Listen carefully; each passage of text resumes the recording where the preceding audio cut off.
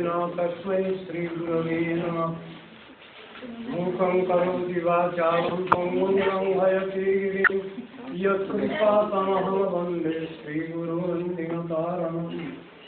नमो महावदन्याय कृष्णप्रेमप्रदायते कृष्णाय कृष्णचैतन्यनाम्ने कुर्वन्ति हे कृष्ण करुणा सिन्धो दीनबन्धो जगत्पते गोपेश्वर गोपिकान्तो राधाकान्तो नमस्ते।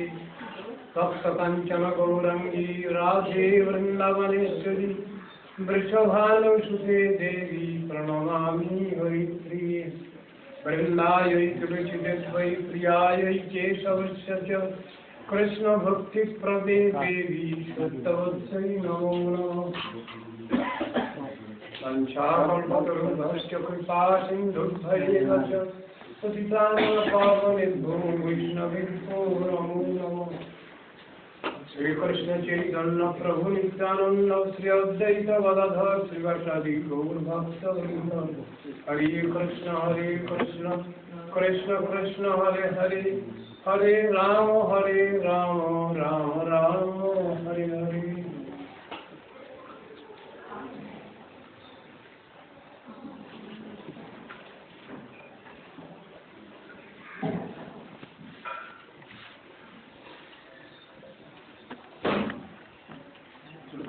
श्रीमद्भागवत एकादश स्कंध सप्तम अध्याय।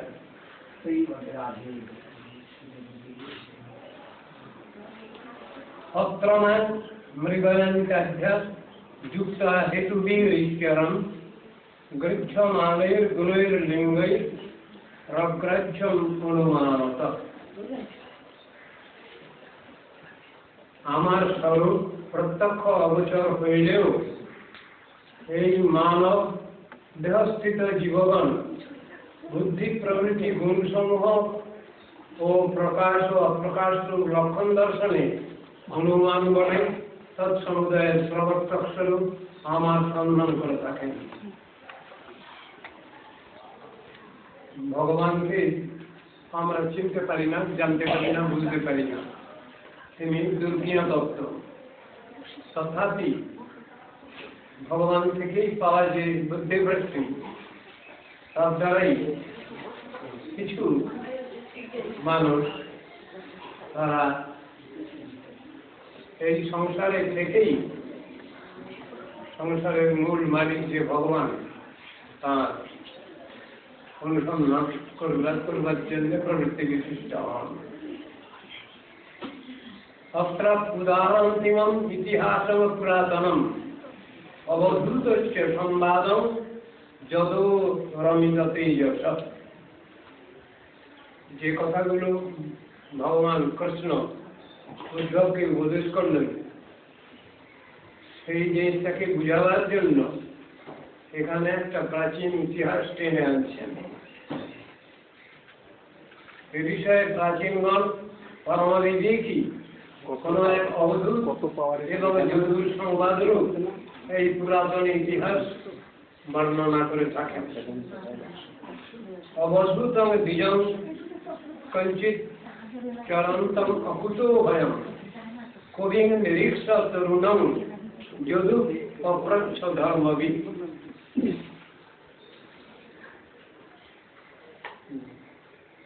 ধর্মজ্ঞ যদু এক সময়ে নির্ভয়ে বিচরণশীল বিবেকী তরুণ বয়স্ক এক অবধূত ব্রাহ্মণকে দর্শন করে জিজ্ঞাসা করেছিলেন।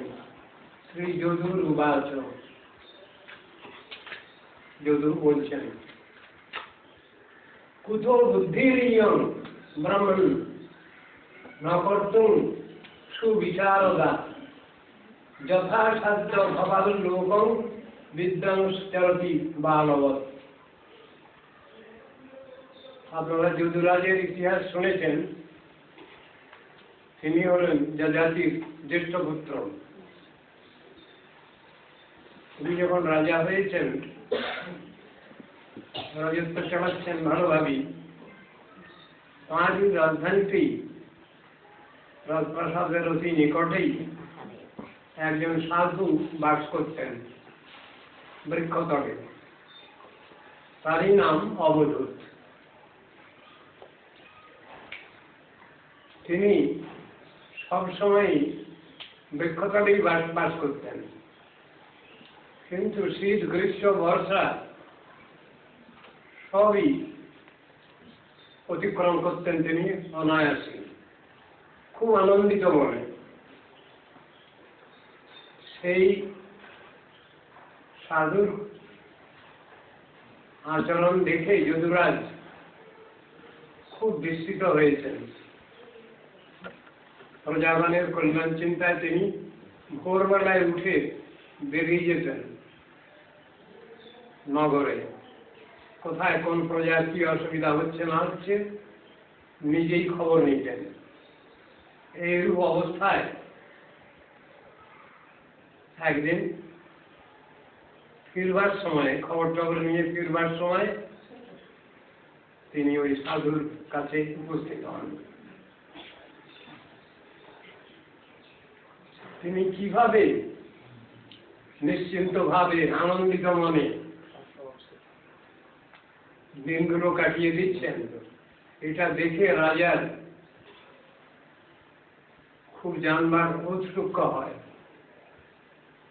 এই সাধুকে দেখি সব সময়, শীত গ্রীষ্ম বর্ষা সব সময় একই অবস্থায় থাকেন, খুব আনন্দিত মনে, কোনো দুঃখ কষ্ট জ্বালা যন্ত্রণা কিছু নাই।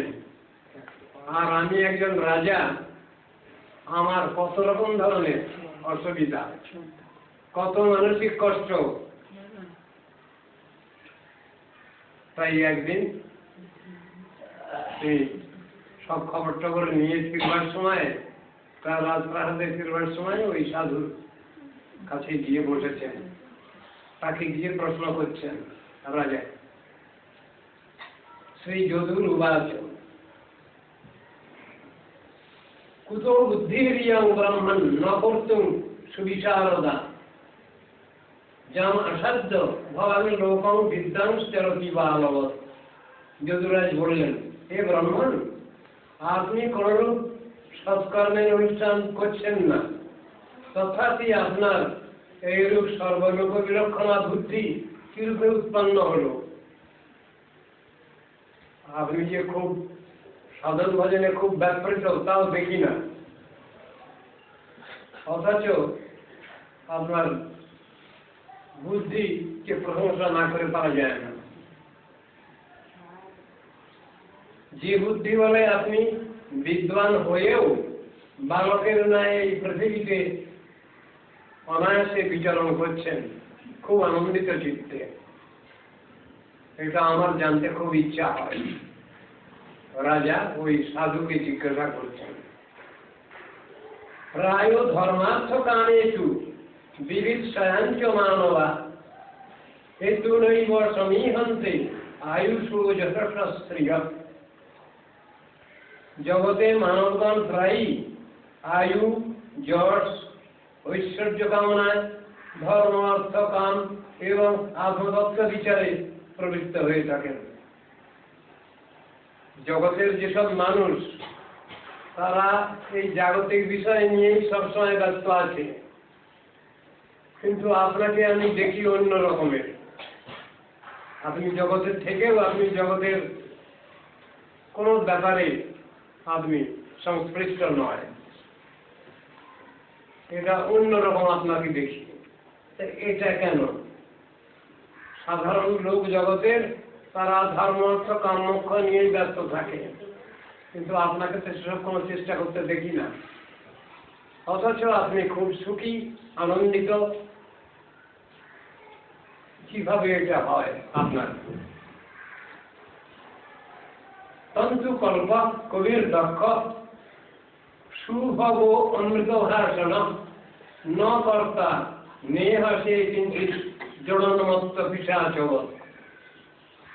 কিন্তু আপনি সমর্থ, জ্ঞানী, নিপুণ, সুন্দর এবং মধুরভাষী হয়েও জড়বৎ উন্মত্ত এবং পিশাচের ন্যায় অবস্থান পূর্বক কোনরূপ কার্যের চেষ্টা বা কোনরূপ কার্যের অনুষ্ঠান করছেন না, এটা দেখা যাচ্ছে। আপনাকে আমি বুঝতে পারছি না। জনেষু দহ্যমানেষু কাম লোভ দবাগ্নিনা ন তৎপথে অগ্নিনাম মুক্ত গঙ্গাম্ভস্ত ইব দীপ। জগতে মানবগণ কামনা বাসনা লোভ রূপ দাবানলে নিরন্তর দহ্যমান হচ্ছে। আপনি গঙ্গা শরীর মধ্যগত অগ্নি সন্তাপ মুক্ত ফুসকির সন্তাপ রহিত হয়ে সব সময় অবস্থান করছেন। জগতের মানুষ এত কষ্ট পাচ্ছে, বিভিন্ন রকম ধরনের আশা আকাঙ্ক্ষা তাদের মধ্যে রয়েছে, ভীষণ কষ্ট পায় সেই সব নিয়ে, সেগুলো হাত থেকে রেহাই পাওয়ার জন্য। কিন্তু আপনাকে কোনো চেষ্টাই করতে দেখা যায় না।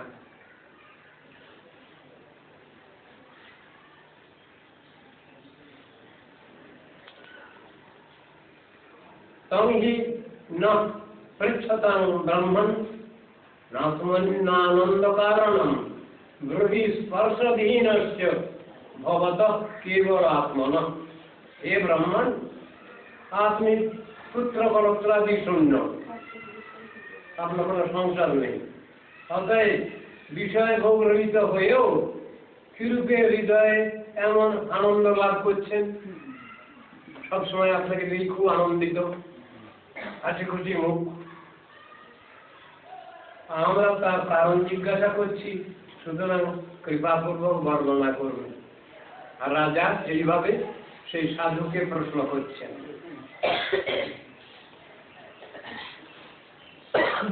শ্রী ভগবান উবাচ।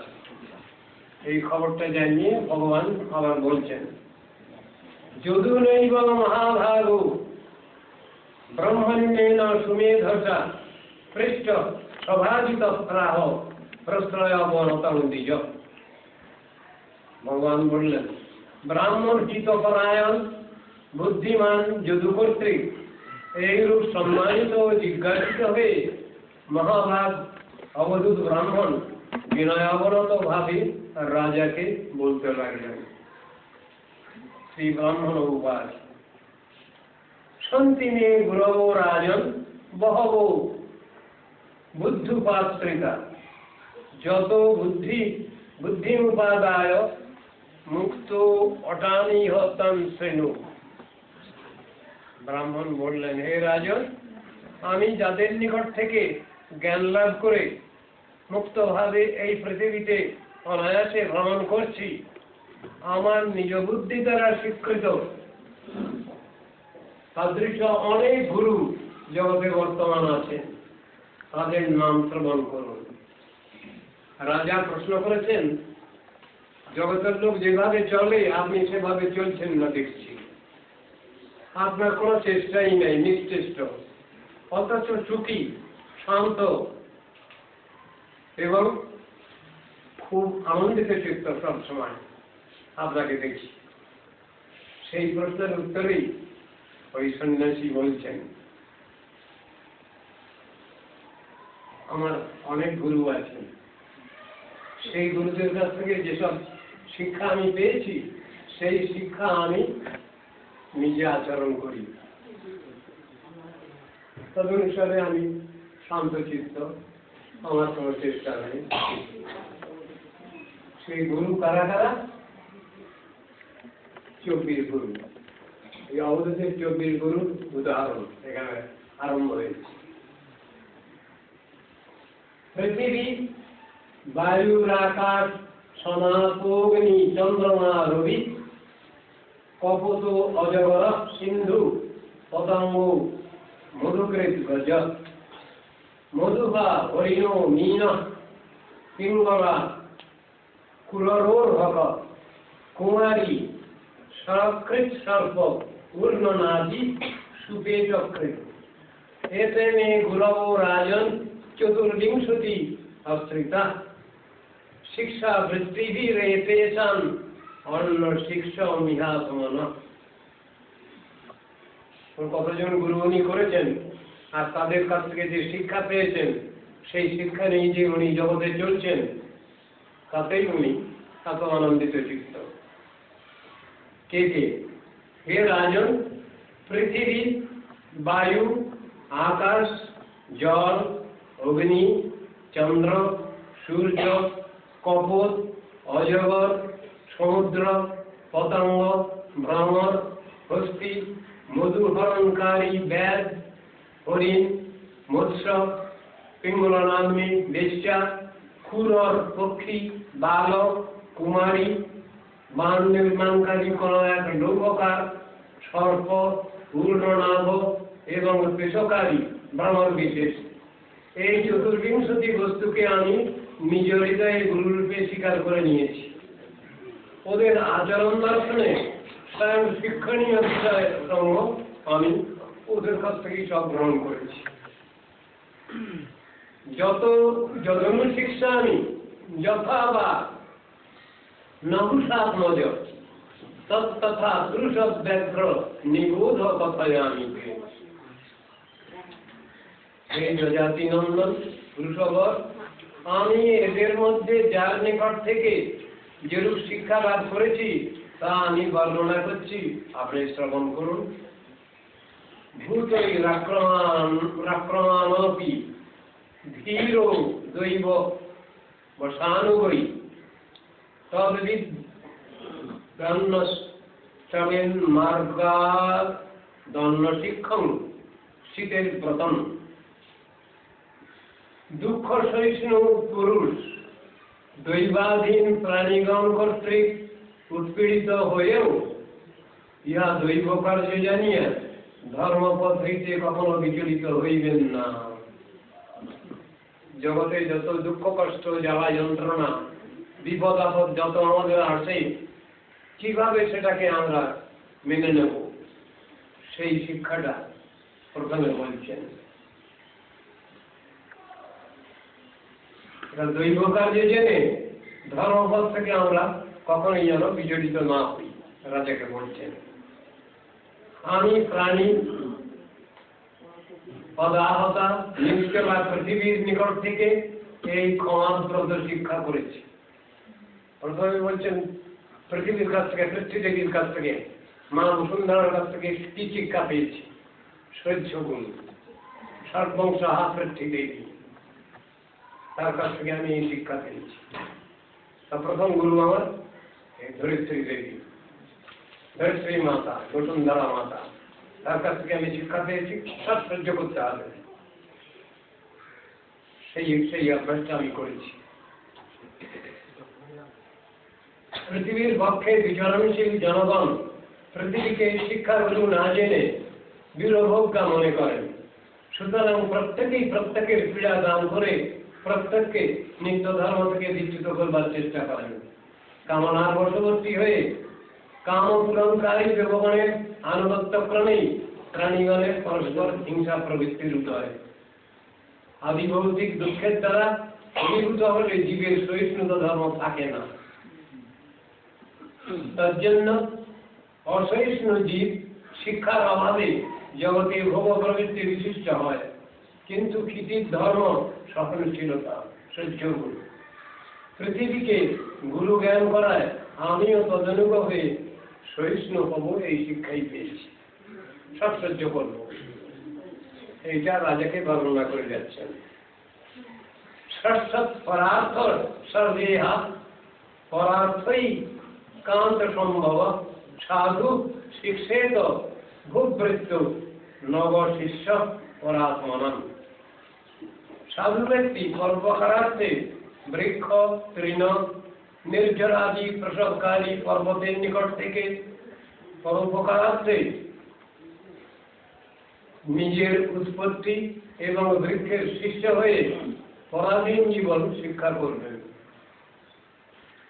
আমরা বলি আমরা স্বাধীন, স্বাধীন হয়ে আমরা থাকতে চাই, চলতে চাই, কিন্তু সেই স্বাধীনতার মূল্য কি? যে স্বাধীনতায় আমার কোনো হাত নাই,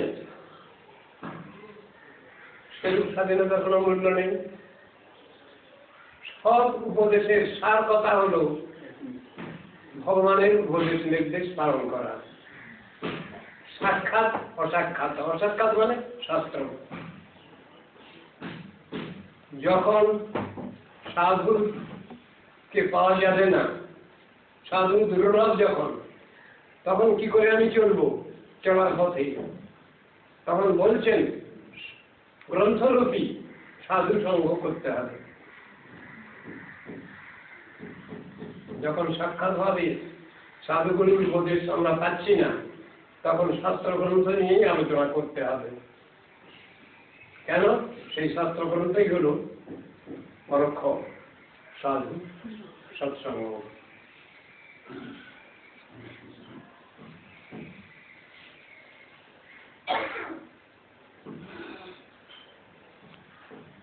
গিরিসঙ্গ কঠিন, মৃত্তিকা সেরূপ কঠিন নয়। তার জন্য কঠিন পর্বত অকঠিন মৃত্তিকা সমূহ বহন করে, এবং কঠিন পর্বতের ভার অকঠিন মৃত্তিকা ধারণ করতে সমর্থ হয় না।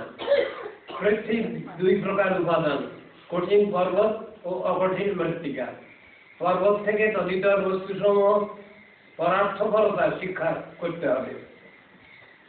পরম মঙ্গল আকাঙ্ক্ষাই একমাত্র সাধুত্বের লক্ষণ। পরের মঙ্গল কামনা, হিত কামনা, এটা হলো সাধুর বড় লক্ষণ।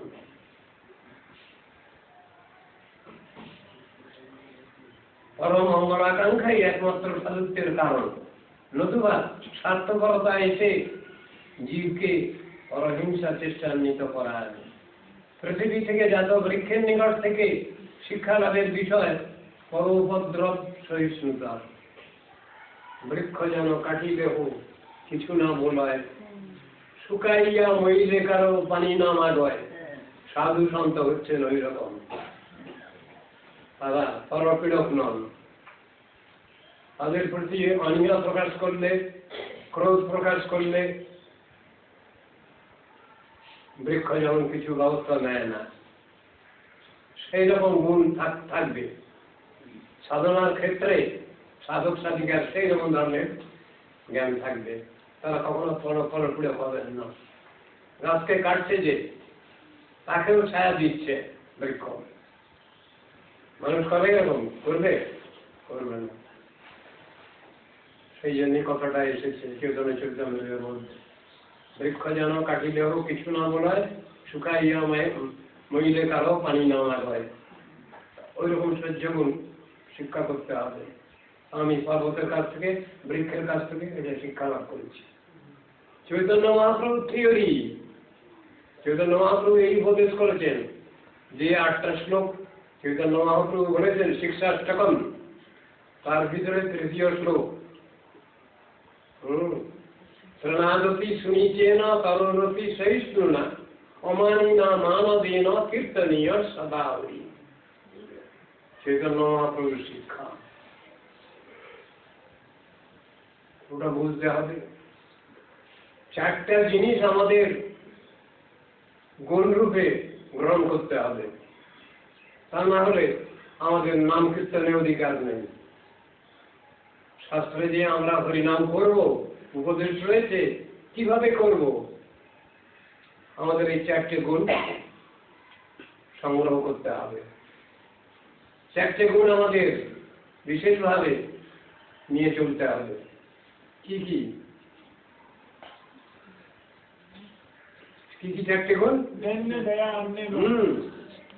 দৈন্য, আত্মনিবেদন, কর্তৃত্বে বরণ, আর এদিকে কি কি? দৈন্য, দয়া, অন্যমান, প্রতিষ্ঠা বর্জন। আমার দৈন্য থাকা চাই, কোন মানবিমান অহংকার থাকবে না। দয়ার গুণ থাকা দরকার, অন্যকে মান প্রদান করা, সম্মান প্রদান করা, আর প্রতিষ্ঠা বর্জন। আমি কিছু চাই না, আমি কিছু চাই না, আমার কোনো ডিমান্ড নাই। লোকে আমাকে ভালো বলুক, বড় সাধু বলুক, অনেক পরিণাম করেনি, খুব বড় সাধু, এসব আমার শোনার দরকার নেই।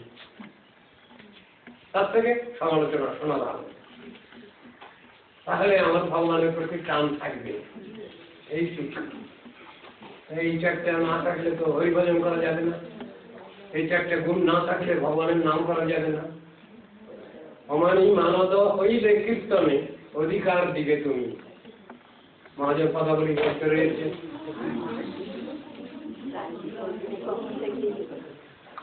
অমানি মানদ না হলে কীর্তনের অধিকার আসে না। কীর্তনের অধিকারী কে,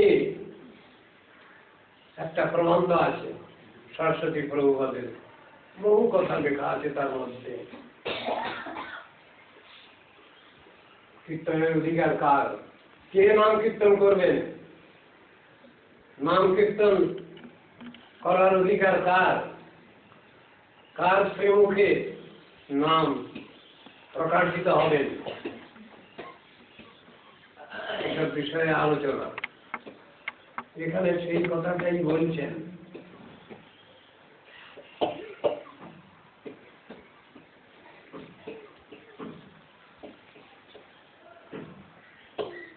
অসহিষ্ণু ব্যক্তি কখনো ভগবানের সেবা করতে পারেন না। সুতরাং সহিষ্ণু হতে হবে, সহ্য গুণ সম্পন্ন হতে হবে, তাহলে আমাদের সাধন ধারণে কোনো মঙ্গল নাই, হতেই পারে না।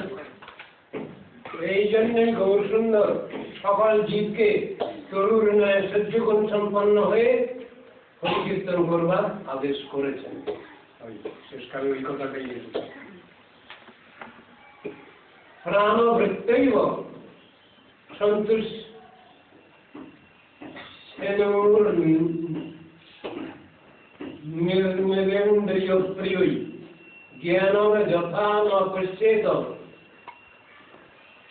জ্ঞান যথা ন নশ্যেত নব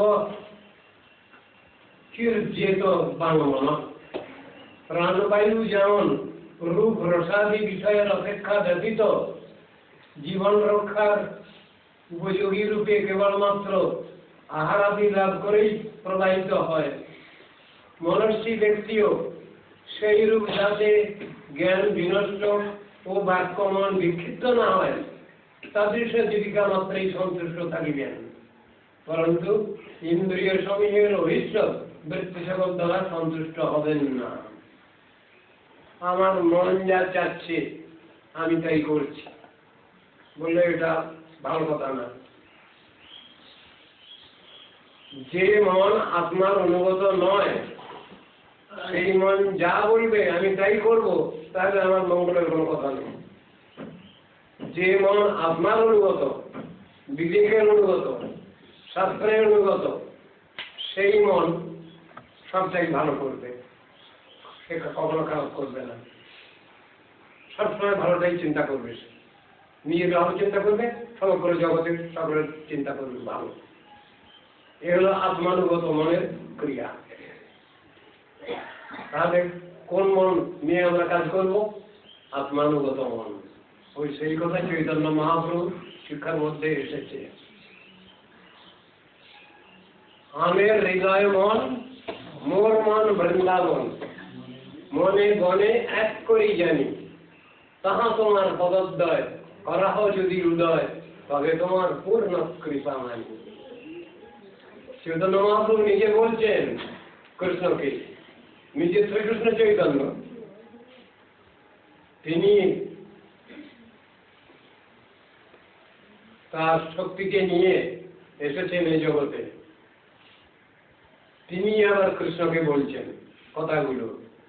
আমের হৃদয় মন মানে অবশীভূত মন, কলুষিত মন, মোর মন বৃন্দাবন। আমার যে মনটা সেটা বৃন্দাবন। সেই মন আর বৃন্দাবনকে আমি এক জানি, কোনো তফাৎ নেই। আপনার অনুগত মন, আপনার বশীভূত মন এবং বৃন্দাবন এ দুটো একই লাইনে। মনে বলে এক করি জানি, তাহা তোমার পদোদয় করা হয় যদি উদয়, তবে তোমার পূর্ণ কৃপা মানি। সেই মন রূপ বৃন্দাবনে যদি তুমি আমাকে ঠাঁই দাও তাহলে তোমার পূর্ণ কৃপা বলে আমি মেনে নেব। কৃষ্ণকে বলছেন চৈতন্য মহাপ্রভু। বিচারের কথা, ভগবান কোন হৃদয়ে প্রকাশিত হবেন, কোন হৃদয়ে আবির্ভূত হবেন, কোন হৃদয়ে সিংহাসন তিনি অধিকার করবেন, শাস্ত্রে বলা আছে এইসব লক্ষণ আক্রান্ত যে ব্যক্তি তার হৃদয়ে ভগবান সবসময়ই অবস্থান করেন। সেই রকম হৃদয়টা তৈরি করতে হবে। সাধন ভজন মানে তাই। সাধন মানে যতদিন লাভ না হয়েছে তার জন্য প্রাপ্তির চেষ্টা, আর ভজন মানে যখন অধিকার পেয়েছি আমি। দুটো অবস্থা, একই অবস্থা না। সাধন ভজন কথাটা পাশাপাশি বলা আছে, কিন্তু দুটোর মানে সম্পূর্ণ উল্টো। সাধন মানে আমার নাই, সম্পত্তি লাভ হয়নি, আমি চেষ্টা করছি, কিন্তু সেই চেষ্টার মধ্যে ভগবত কৃপা অনুষ্ঠিত। ভগবত কৃপা বাদ দিয়ে না। যদি মনে করি আমি আমার নিজের চেষ্টার দ্বারাই সবকিছু করে ফেলবো, হবে না। ভগবত কৃপা দরকার, তাহলে সেই সাধনে সিদ্ধি লাভ হবে। আমি সব তত্ত্ব দর্শন জানতে পারবো, বুঝতে পারবো। অন্তর্জামী সূত্রে ভগবান সব আমাকে জানিয়ে দেবেন, বুঝিয়ে দেবেন। তার সাধন পথ ব্যাখ্যা করা হয়েছে কতদিন, যতদিন ওটা বাস্তবে রূপায়িত না হয়েছে, প্র্যাকটিক্যাল যতদিন না হয়েছে ততদিন সাধন শব্দ বলা হয়। আর সাধনে যখন সিদ্ধি লাভ হয় তখন তাকে বলা হয় ভজন। সাধন ভজন একসঙ্গে উচ্চারিত হলেও একই নয়, দুটো সম্পূর্ণ উল্টো।